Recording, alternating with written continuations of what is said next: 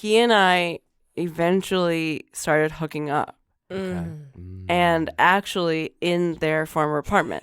But I have not told her. She said, what? How could they do something like that? Are you serious? What a thirsty MFer. Not good. She's absolutely dead to me. That's because she died. I'm Sterling Mulberry. And I'm Blair Payton. And welcome to Bad Behavior, a morally questionable podcast. We're two unqualified friends, Two unhinged comedians, determined once and for all what is good and what is bad.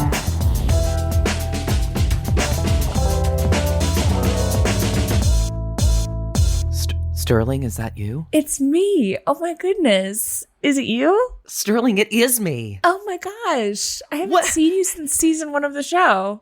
Can you believe that? That was almost, 2 months ago? This is ridiculous. Months ago. But I am so excited to see you again because we are back for season 2. So in case you're new to our show, this is Bad Behavior. Each episode, we have an amazing guest on who will share one of their most morally questionable stories. And you know what we're going to do? We're going to be like investigative reporters. Are you familiar with one of the best I know out there, Drew Barrymore?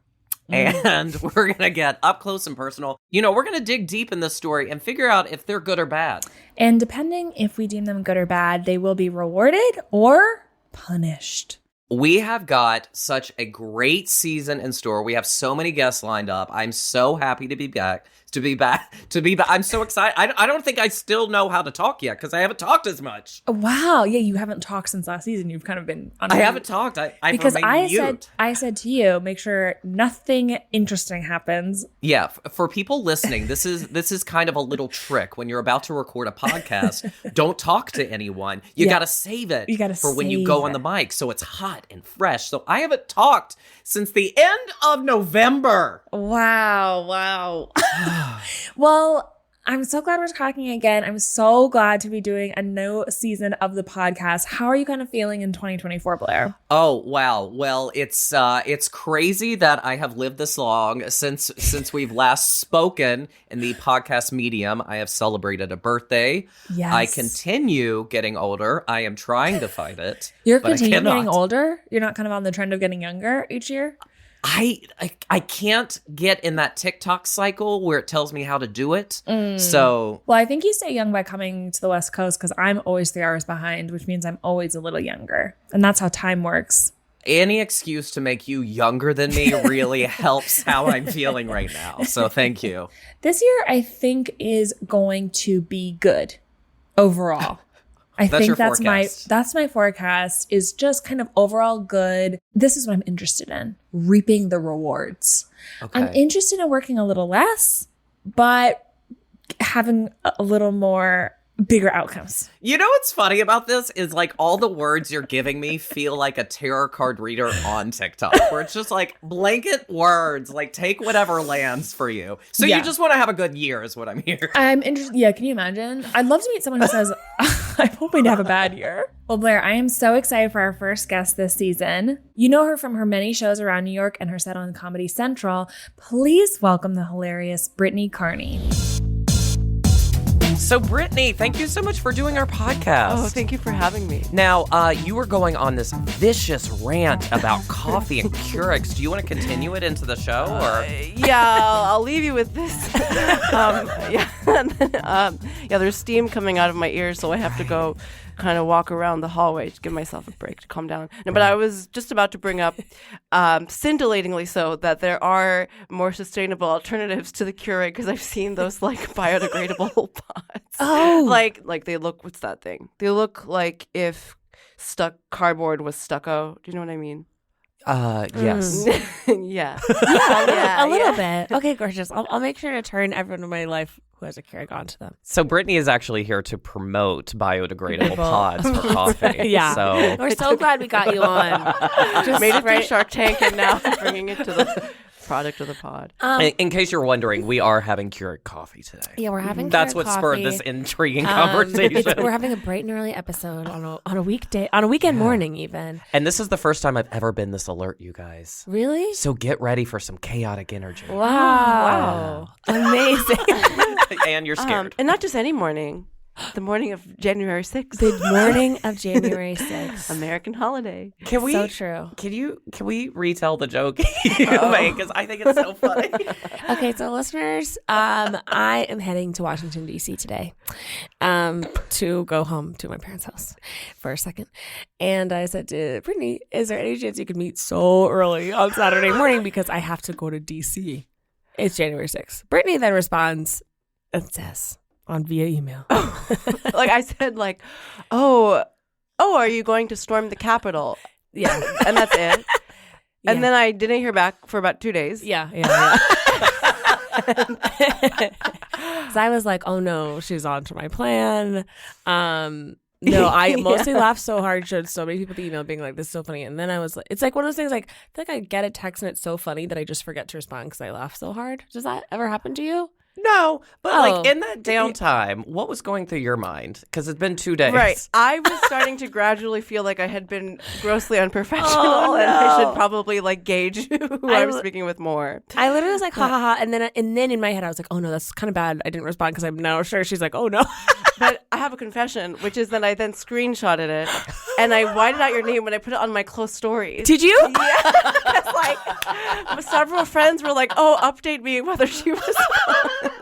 Did you update them? Did you tell them I responded? No, but now I will. Oh, good. Now that we've like debriefed or like, wow, what an honor to be on someone's close friend stories. Well, first of all, let's just say right off the bat, Sterling has exhibited bad behavior, and I think now is a good time to apologize. I'm so sorry. I should have responded to that email quicker. Yeah. Oh no! I think accept her apology. She's got to grow from this. It was. Thank you for checking in. It was over the holidays ish, right? Right. I don't really. No I excuse. have to say that I have to confess that I'm very, very, very guilty when it comes to like, oh, I received this communication and then I don't respond very effectively. So I'm saying that I'm sitting here with you with compassion and empathy. Yeah, I'm sitting at you. So you're also a bad texter. Is what I'm hearing. Yes, I am a bad texter. Would you say I'm a bad texter? It depends. Okay. Either you're like really fast. I will say something that you've been doing, which is hard for me, is Blair's on Do Not Disturb, at least in these past 2 weeks, 24 hours a day. I don't think you've turned that puppy off. I just don't want to be disturbed. Yeah. I love a quick phone call, which is hard which is hard. Okay, but here's the thing. Because it will never go through. Okay. Oh, right. Oh, yeah. I still see the text. So I do respond I try to in a timely manner. I guess it just always feels like you're annoyed. You know, like if someone's on Do Not Disturb, they're like, don't annoy me. Oh, that's interesting. Like I always I'm always like, to me, it always reads like either like you're in a bad mood or you're or like a little sensitive. And so then I always feel like a little guilty texting when I see Do Not Disturb. No, I just don't like I don't like the buzzy noises. So you get, I'm so curious about that because a few of my friends have it now and I've had this thought process where I feel like, okay, especially if I'm like texting about like a dumb thing or like a boy or like a meme, I'm they're being a serious adult. Yeah, they're being a serious adult. I'm like, hey. Yeah. You know? But I think if your phone's on 24 hours a day, Do Not Disturb, it takes away the sting. No, it's just like now I actually don't care that you're on Do Not Disturb because I actually think like you're not that busy. Right. Like it's almost like, no offense, it's like that. Then it's like Do Not Disturb if you're on 1 hour a day, then I'm like, I'll take it seriously. Okay. But if you're on 24 hours a day, I say there's just no and way. Also too. You're actually our mediator today. Yeah, so if you can figure out this problem for us, I also to just forget and just don't turn it back on. Yeah. It must feel freeing, and I can also understand from your perspective. I can see where each of you are coming from here. Thank you. Do you think we'll be able to ever work it out? I think through careful discussion, and maybe if we can have sort of like a debriefing, like a breakout session later. Mm-hmm. Okay, I like separate from the podcast. Yeah. Okay. But like each of us individually, like everybody by themselves, and then myself with each of you. Okay. Yeah. Do you take Aetna? Yeah, I take it. I take Venmo. Okay, Venmo. Okay. I just want to make sure we're covered. Well, what's your bad behavior when it comes to texting? Oh, you know what it is? I think what I'm bad actually about is like the people who care about me the most. That's the people I'm like worse about responding to promptly. Yeah. It'll be like my parents or like the guy I'm dating or like my friends who are like talking about something real, because it's like in my head there's like stability here, and it's not like my manager texting about post this link to your show or an opportunity or like I think I'm most responsive about when I get offered like a gig. Yeah. Right. Because I'm like, I need the $60 money. for this. or whatever. And then it's like people who love me and trust me and care about me, I'm just like, I take a long time to get to, I'll forget. Okay. But it's because, not that I've taken them for granted, although maybe that is what's going on. I think it's like because I trust that there is unconditional love there. So if we were to look in your phone right now, who's the current person you're ignoring? Oh. Oh my God. Right. We'll beep it. We can beep the name. Wait, actually, no, I'm serious. So this is my friend. Okay, so my mom texted me this morning. The guy I'm dating texted me, "Oh, it looks like your cat is happy to be back," and I like didn't respond. And then my friend who is at a venue in Vermont texted me basically like a paragraph including, "Oh, the club loves you here. He specifically said we like had a Brittany Carney praise session, and that was like 2 hours ago, and I haven't responded. So, but I will." Wow. Okay. What is a Brittany Carney praise I don't session? know, and it sounds a little bit scary. They pray you come back so bad or something? Or is it like a religious cult? Or they're like, we hope she's doing so well. We're they have for an her. altar of me in this comedy club in Burlington, Vermont, where it's more like I think I just came up in conversation, and my friend very warmly relayed this, but then I like didn't prioritize responding right away. It's like you were saying that. Okay, so Blair being on, what's it called? Do not disturb. D&D. D&D. It's like D&D. D&D the game. Sterling and I were talking about feeling some sub energy when someone's on Do Not Disturb. But then in that you have power. So I'd like to channel that this year in general. Yeah. Whether I'm on Do Not Disturb. D&D power? Just like, actually, I don't need to respond to you because I'm trying to reclaim my power finally as a woman. Yeah. And that's what good. I was doing. Yeah. Yeah. Which she just said. I was That's what you're doing. reclaiming my power as a woman. Good. Not just being lazy and forgetting to. But I will say, on the flip side, I would totally be like annoyed. I'd be like, answer me. Okay, well, before we jump into our game, I feel like the last time we kind of had a little bit of correspondence, we had an almost podcast recording before this. No. I wanted to ask how your special went for filming, because that's coming out soon, right? Which, yes, it was in Raleigh, North Carolina at a venue called King's Theater, and it was such an interesting, it was kind of a fun experiment because the production company had reached out to me about doing it because they were transitioning from doing just albums to like taped specials, and I know not a soul over there, and no one cares whether I live or die comedically. So I mean, in terms of like going to a new city and filling up a room. Yeah. So it was such a like kind of a cool gamble because it was just like, well, we'll see how this goes. And it was really fun. The room was as I imagined it to be, which was like hip South, you know what I'm saying? Yeah. Like tattooed, concept rooming South. I was like, I think this is who it will be. Yeah. Even though I have no idea. And then it was actually.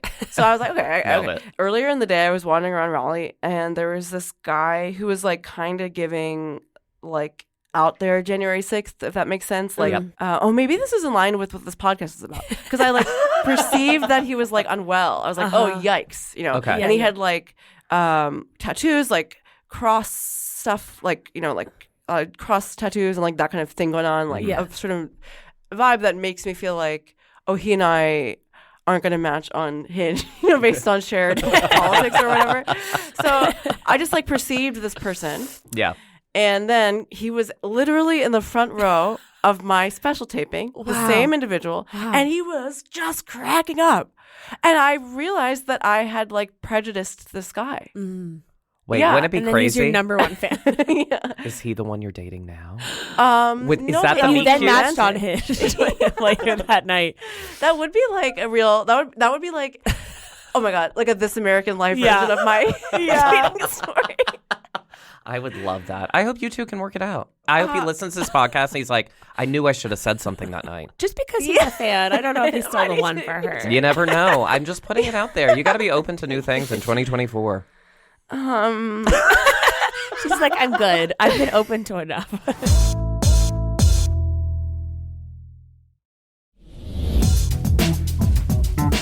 So, Brittany, we have a game we play on this podcast called Heaven or Hell.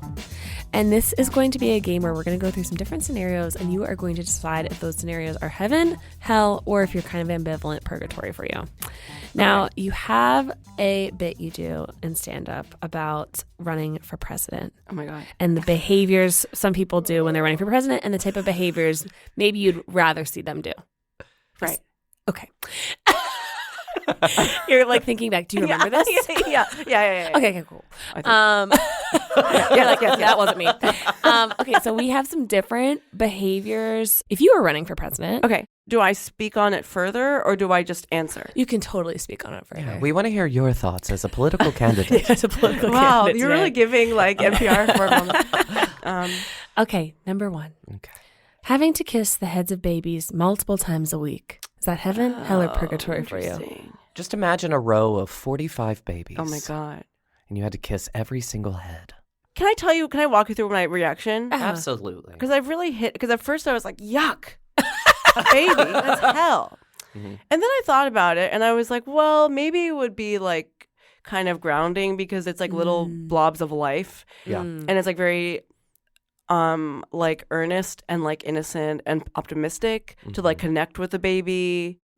And maybe you could just sort of disassociatively like kiss all these babies, not to sound like a creep, but I think that as a leader, I would say heaven. That sounds kind of cute. Okay. All right, kiss And the maybe babies. if I were president, I would be like I want a baby, I think, but maybe I like wouldn't have one if I was really busy Yeah. Sure. or being president. So maybe it would be like, this is how I feel Yeah, connected nice to to that. nice to have a few Maternal around. instinct. Yeah. Okay. Number 2. Wearing a rolled up white button down and drinking a beer with voters. A rolled up. Wait, can I tell you something? I rolled up now I sleeve. understand Sorry, you rolled meant up sleeve. sleeve. For a moment, I thought you meant rolled up like a crop top. Well, it's how you interpret Yeah, we it. forgot the sleeve part of that. Yeah, a rolled up, the classic presidential style. If you fold it under, Yeah, so it Brittany, creates yeah. like almost like a t-shirt. Yeah. Yeah. Because I'm a millennial. When I was a little girl, I would like do that, Yeah. pretend to be Britney Spears and stuff. So, Yeah. But that might reach out to the younger voters, and they might respect that more. So it's like what you want to do in your presidency, if that's the if I were wearing a crop top, yeah I crop guess top. I would. It's like whoever the generation below Gen Z is. Who are they? Alpha or something? Yeah. Wait, what's the question, by the way? Oh, is it heaven or hell to wear a rolled up sleeve white button down and drink a beer with voters? You I kind think of it's purgatory yeah. Okay. Okay. because I wouldn't want it to last more than half an hour. Okay. Oh, of course, gosh. Can you imagine? Truly But the 20 minutes. famous last word, you go out with friends and you're like, I'm having one drink, and the next thing you know, you're hitting it off with all of these voters. It could be a night rager. It could be a rager. Well, Well, I would say, hey guys, save the energy for the inauguration party There it is. or whatever it is when you get elected. When there's like balloons. That's why you're the course. politician, not us, because Yeah. I would ruin it. I just feel like it's kind of one of the most insane things I would say in our political culture today is people just being like, well, I feel like I couldn't have a beer with them. And you're like, but what about kind of everything else? It's like, that's so it's funny. like, oh, is that, Right. that's kind of the swings, and you're like, oh, I kind of feel like we could maybe be thinking about a few other personality traits, maybe than their ability to be cool with having a beer with. But what you said sparks a lot of thoughts for me about, for example, like everybody says like Bush Jr. Bush W is like George W. George W. I like Bush W. Bush W. Yeah. like Bush, comma W. Bush, comma W Jr. Dub. So everybody says about him, oh, I want to have a beer with him. Yeah. But it's like, look at his presidency, right? Right. But then now it's all kind of thrown on its head because like with Trump, everyone, well, and that's not true. He doesn't drink. So, Right. And he's still on. I don't think, and I also think like, it's like it kind of complicated that because it's like the people who love Trump probably are like, yeah, I want to have a beer with him, even if he's gonna have an orange soda with a ketchup or whatever. But I don't think, and I'm speaking like as in a non-partisan. I'm like gonna step back for a moment. Okay. I don't think Trump is the kind of president you don't want to have. I think you could love Trump and not want to have a beer with him because he sounds scary. Right. Okay. But maybe that doesn't actually support what I was trying to say. Anyway. So What did you decide for this? Yeah, I what can't is even it? remember. Is this heaven or hell or purgatory? No, purgatory. The beer Purgatory. thing. Purgatory because there's a time variable on it. Okay. Of course. Number 3, Blair. Walking off your tour bus and yelling to the crowd, "How we feeling, Wisconsin?" No. Nothing against Wisconsin per se. I want to go to Wisconsin. Really? But Why? Why do you want to go to Wisconsin? Cheese? Yeah, I went for the first time this year, and I really actually bought $40 of cheese. I got a cheese boyfriend. There was like a cheesemonger near the comedy venue, and I connected with a guy that has a ponytail, and he hooked me up with the cheese. And that's kind of the extent of our romance. But I just got a bunch of free cheese from this guy. Okay. But yeah, so it was a cute time. However, how we doing Wisconsin? How we feeling? Oh yeah, that's. Is there a difference? I don't know. How we feeling feels a little bit more humanized, I guess. If you got off a tour bus, if you had to say something, and Wisconsin's down there, what would be your alternative? Wisconsin's down there. It's just Wisconsin's at the foot of your bus, the whole state. What would you say other than how we feel in Wisconsin? You're at the state line entering in. I was trying to think about there's anything dairy specific you could just say, I'm gonna milk this trip for all it's worth. Exactly. That's genius. Well, I think that good morning, Wisconsin. But then it would have to be a particular time of the day. I think that the reason I think that's in general hell is that it sounds like really you're disassociating through that. You don't actually want to look anybody in the eyes. You're just I just got off this tour bus. The polls in Illinois aren't doing so well. There's a lot coming in. I have to do this thing. I have to slap on a smile. Right. But I'm in my little pants skirt. What's it called? Pants skirt? No. Pencil skirt? A pencil skirt suit. Yeah, by the way, that's the one thing I know. As president, I'm going to Pencil skirt. dress like Julia Louis-Dreyfus in Veep. Yeah. Hot. Yeah, Okay. of That's course. most important. Yeah. But I see myself addressing Wisconsin, but I want shoulder pads like it's 1983, and that action though is more negative than positive vibes. So I'm going to go with hell. Okay. The next one's kind of almost in a similar vein, but eating a fried Twinkie at the Iowa State Fair and convincingly yelling to the crowd, "Now you can't get this in New York."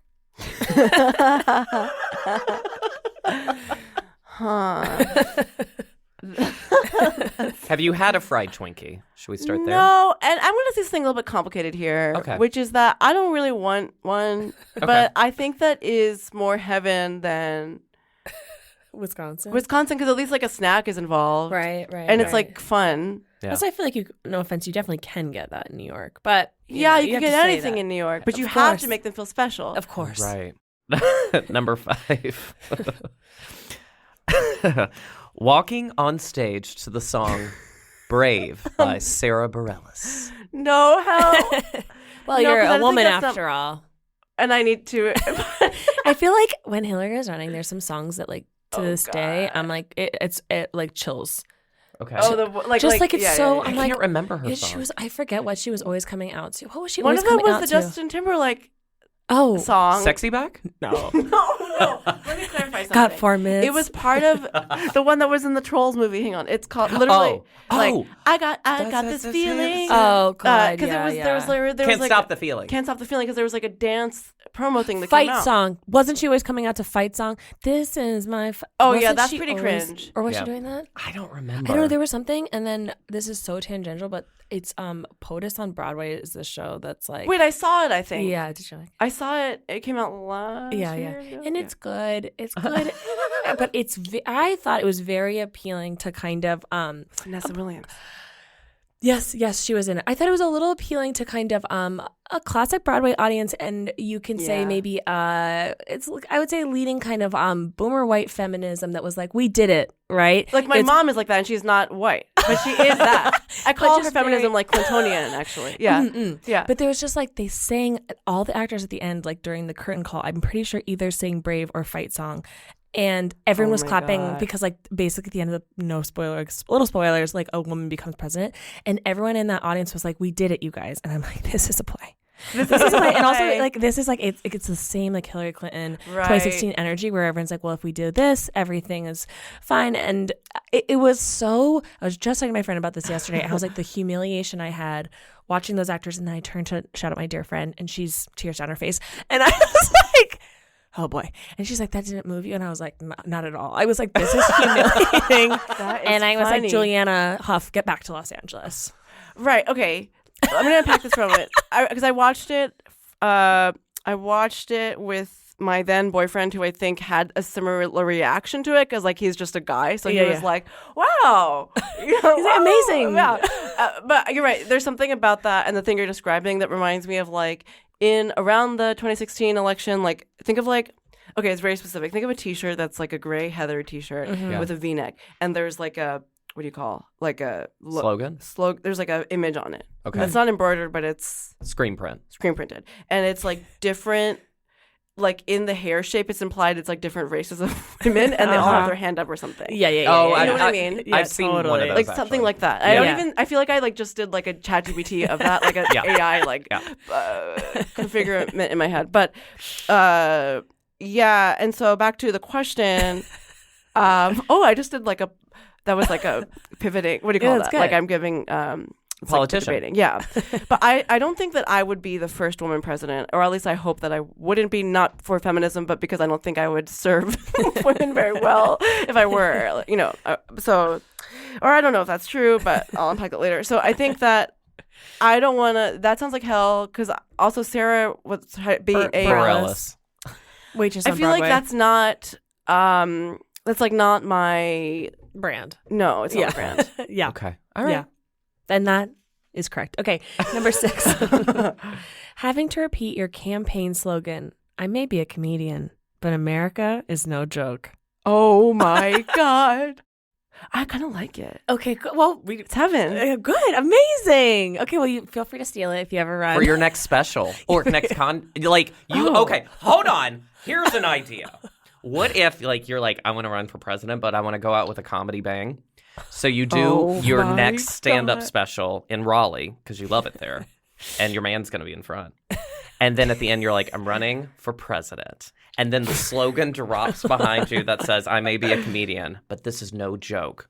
This is my fight song. That's so good. Wouldn't that be good? That would be really good. I would watch Well, no. Not to yuck your yum. Okay. But I have an alternative to this, if I may present please. it. Okay, please. go. Deliver the line, comedian is no joke. Yeah. Give a slight smirk. Okay. The campaign people are behind me in this like PSA, or what is it? Campaign ad. Yeah. Right? It seems like it's going to be an inspirational song like that. Okay. But what it is that like thing from Curb Your Enthusiasm, like The theme song? Yeah.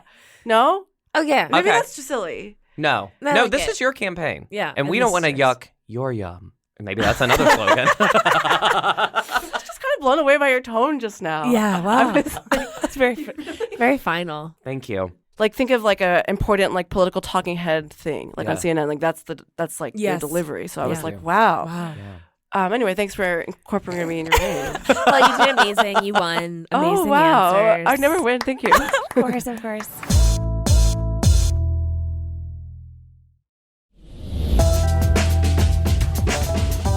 Well, Brittany, we've come to the portion of the episode where I think you know why you're here. You've done something that you don't know if you're in the right or in the wrong. And so today, Blair and I are going to help you decide. Yeah. So whenever you're ready, if you want to jump in to your story.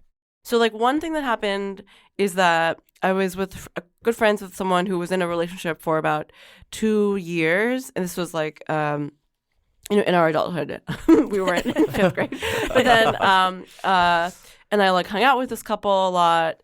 And then she broke up with him. Okay. And in fact, they had been living together and she moved out.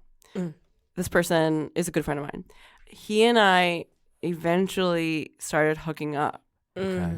And actually in their former apartment. But I have not told her. And this isn't really a story. It's just a confession. Okay. But I have not told her. Is this current? No, I promise it's not current. I would not feel comfortable. Not that I'm saying I have to promise you, but I would not feel comfortable talking about it if it were current. I feel like I'm framing it with enough vague. Yeah. I have a lot of friends, so I have a lot of friends. I have a lot of friends who date. Dinners. Okay, brag. Right. Okay. So, and it was like, About how long ago? No, don't say time. I think I can't, No, can't. Okay, don't. but not in the century. Wait, Not in this century. Okay. I'm In the 35, 1900s. not in my 30s. Okay. So there was this like really specific like piece of furniture that I'm not going to describe Yes. in detail that I like probably sat on while I was hanging out with them, just like normally we were eating or something. Yeah. And then like, the dumpy and I got like hooked up once on that piece of furniture. Okay. And I'm trying to remember now, like, how did that even start? Like, I kind of don't remember how we initially began flirting. That happened, and like, I at the time justified it because my paramour, my lover. Well, that's really strong. The person like didn't get like that person was dumped on, right? Okay. But the person that I know more as a friend in person is the one that dumped Yes. the Yes. dumpy. Yes. Okay. But I did not find the strength to talk about it with the dumper, and now like So much lives have Well, what was? Can you say the separation between the dumping and the hooking upping? Do you mean timing wise? Yeah. Like Time. both in time and like emotional space, you mean? Or time? Well, just time. Like I guess just the time. I guess Just the like time how frame. long Yeah. had passed between their breakup and potentially months. It was like at least 3 months. Okay. So it wasn't like the next week. Right. Because I also think that I, in the time of my life, would be more definitely prone to like, if somebody was kind of feeling angsty because they were like really missing somebody. Yeah. And I kind of got tangled up into that a lot as like a young little idiot. So like, so that, yeah. So, and what's funny is that now, so I would say a few months. I swear it was a few months because definitely the apartment had taken on like a sort of a bachelor pad. So there's enough time for like life to, Yeah. Okay. And then, but it kind of wasn't so, basically like did continue for about a year but like pretty solid, like more frequently at first. And then like one time this person moved apartments and then we hooked up in the person's new apartment. And I'm just going to call them dumpy. They were like, oh, I missed this. Like I missed you. So there was also like a level of sort of intimacy that grew from it. Yeah. Okay. Which was kind of sweet. But now like life has moved on and definitely my friend doesn't know about it still. And my friend has since just like in conversation referenced that relationship or more or like, oh, that person's living here now. Oh, I bet if I like went to that city, like I would catch up with or it has even been like, oh, is that person just the answer for me? And then meanwhile I kind of just like took that little thing and I like compartmentalized it when I was responding to my friend. Right. Have you seen? It's currently on Showtime Plus, and it's also available on Paramount Plus. It's called Fellow Travelers. No. No. Oh, wait. I've never heard of this. Wait. No. It's a period piece, right? It's a period piece. So I know somebody who's in it actually, but I just by chance. Like, but yeah, I saw an what do you call it? A promotional advertisement online. First of all, very good. I haven't finished it yet, but Matt Bomber is gay in this piece. Okay. It takes place back in the day where you couldn't be out, and he eventually gets married, but later down he goes to visit his ex-lover, and she was like, oh, are you going to visit so-and-so? They never talked about it, but she knew. So what I'm saying, this was a long way of saying, do you think she brought it up because she still knows that it's like... Oh, that's interesting. Yeah.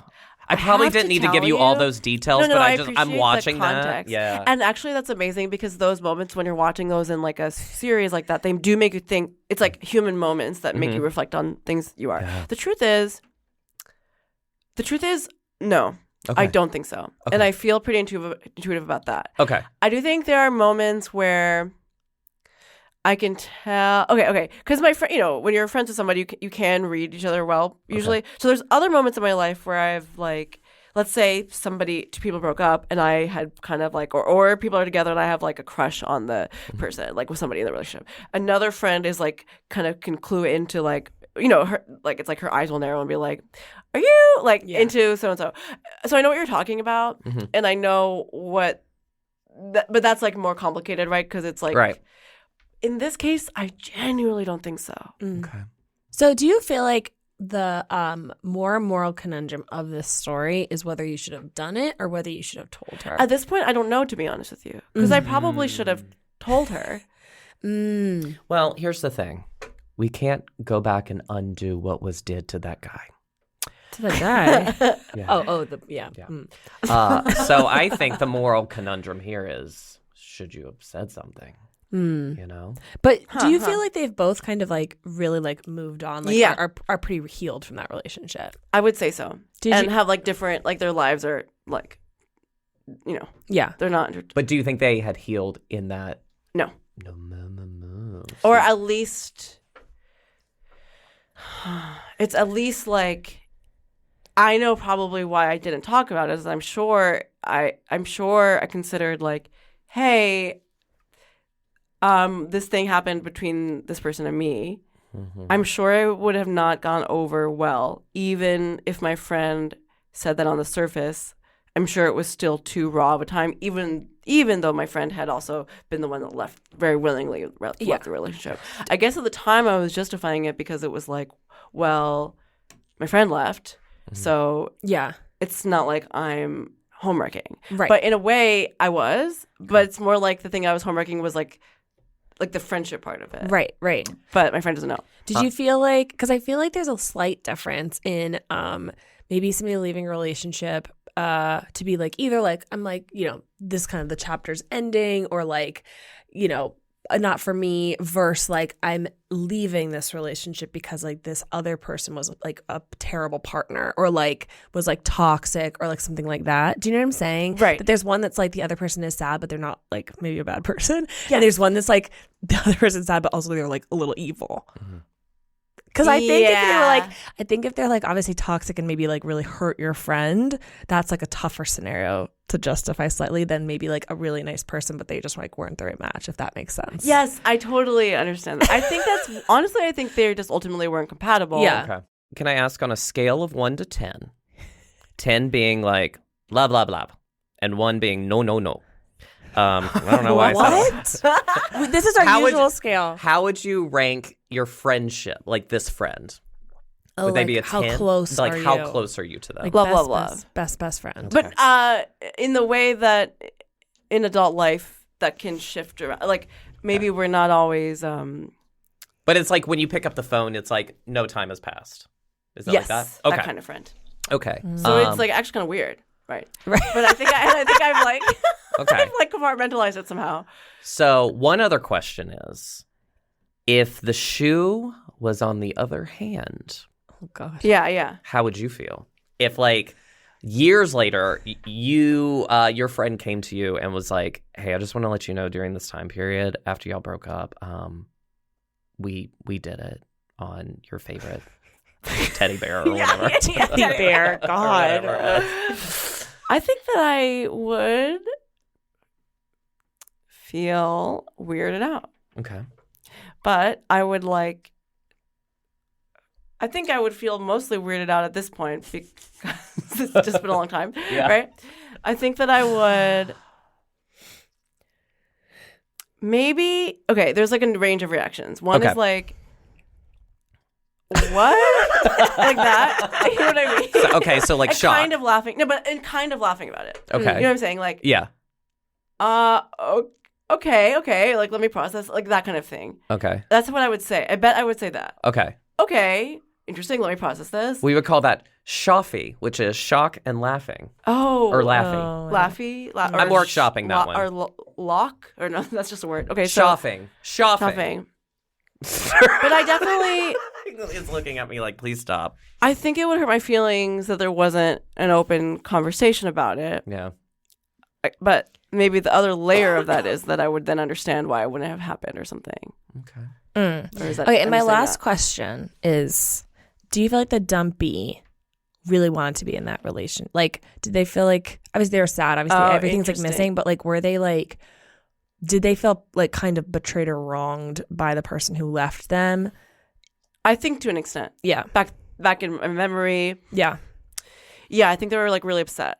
I've never actually thought about this part. Maybe it's also like some part of like vengeance or like kind of throwing a caution to the wind if then the dumpy is like, okay, well, I'm going to have this like random sexy periodic thing with the friend. Yeah. Which I've actually never thought about until now. So I'm a victim. Wow. I have truly so many thoughts. This is a very good moral conundrum, by the way. Well, let me hear your thoughts. Okay. I would say this. I think, one, I'm kind of famously on the pod, very pro dumpy rights. The person who got dumped. Oh, right. She has that as a shirt. I famously got a brutal dumping. And it's fine. I'm fine.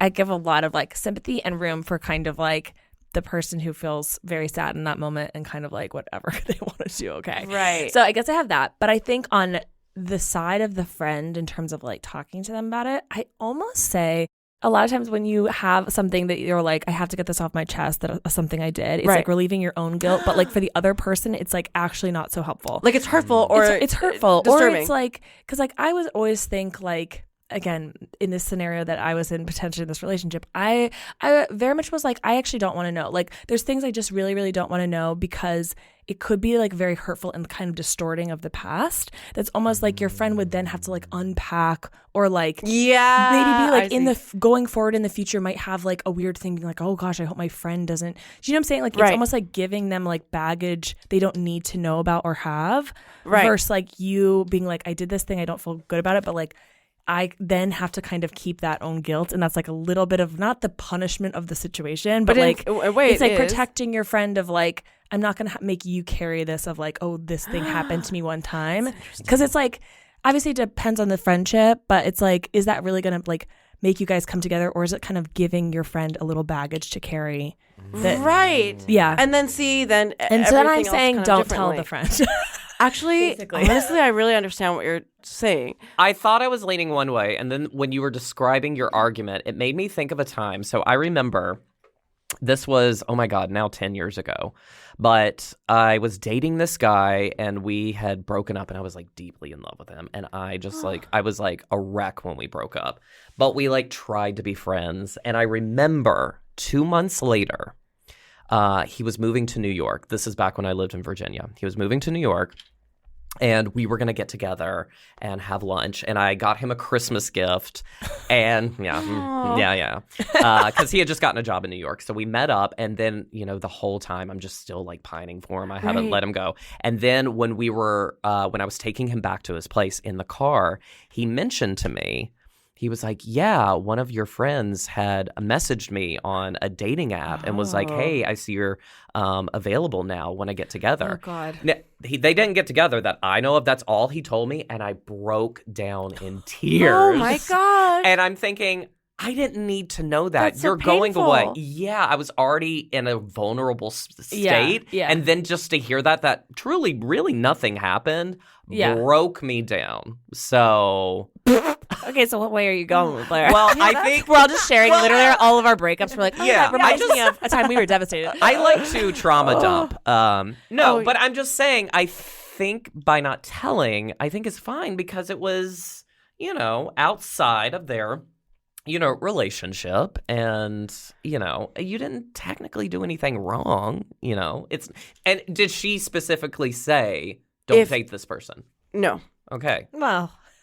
Well, I know I mean, like that would mean that she was. Yeah, I don't know. I don't know if you're not supposed to date. Like, there's probably implied people. You don't have to say to every friend. You're like, oh well, I guess I never told you specifically not to date my own. Whatever. I'm just saying loophole. But I mean, we could also do this. Yeah, the guilt. Relieve the guilt. To relieve the guilt, deem you bad. Yeah. Then you can just go about your day, run for president without any skeletons in your closet. We just give you bad behavior, and then you can get punished and say, okay, I'm clean. I've risen. In the past, we've kind of come to these situations, and people we've kind of been like, I don't know. We're kind of on either side. Okay, so this is what we usually do when we're kind of tied. We usually have our guest, we put 30 seconds on the clock and we say, make your final argument of what you think you should be deemed. Oh my God. And if you say, I still don't think I should do that, we'll just decide. Then we'll just pick. Okay. We're going to put 30 seconds on the clock. Ready, set, go. So the truth is that I think if the question is whether I have shame about it, I don't think I do. But then I also understand in saying that, like, I don't necessarily feel like remorse about the action of it, that I then come off as like a little demon, right? Because like, right. Okay. But then if I were saying that, you know, if in another realm, if I were more guilty about it, then I would come off as and your like, time is up. Oh boy, Okay, we should have done more than Sterling? 30 seconds. I know, okay. but you know, rules are I'm rules. kind of relieved that I did there. Wow. I guess here's the real moral conundrum. Okay, walk I me feel through like it. we should go good, but I kind of like my bad. I like I my understand. I like my punishment that I've written more than my good. Let's go bad. I understand that. Okay. And I'll take accountability. Okay.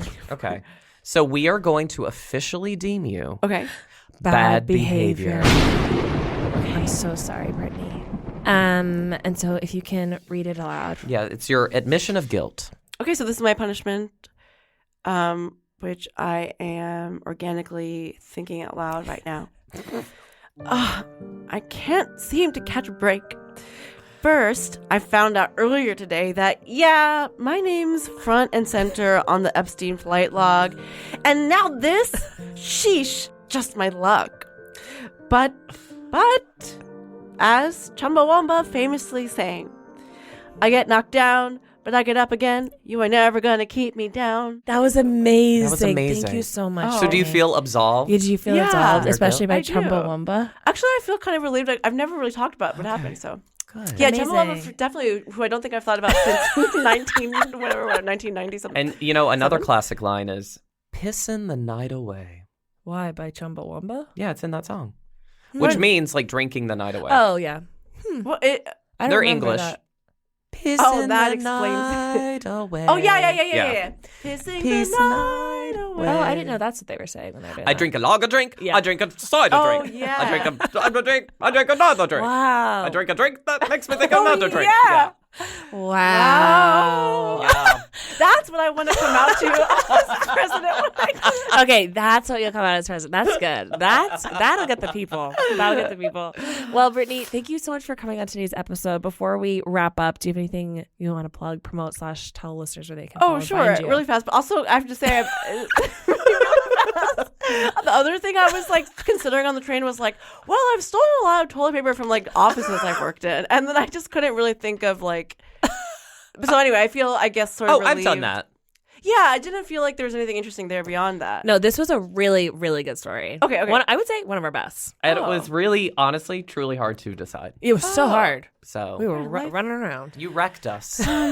Okay, well, on that note, yeah, I have a special coming out soon, but I don't have the specifics on it. So in the meantime, please follow me on Instagram at Brittany Goblin Carney. I post about upcoming shows and all my little opportunities there. And that's our show. Thanks so much for listening today. We absolutely hate to do this. We hate it. But it would mean the world to us if you can subscribe to the podcast wherever you get podcasts, rate and review. Follow us at Bad Behavior NYC on Instagram and TikTok. Thanks again for listening. And remember, whatever your moral status, we are always here to judge. Bye.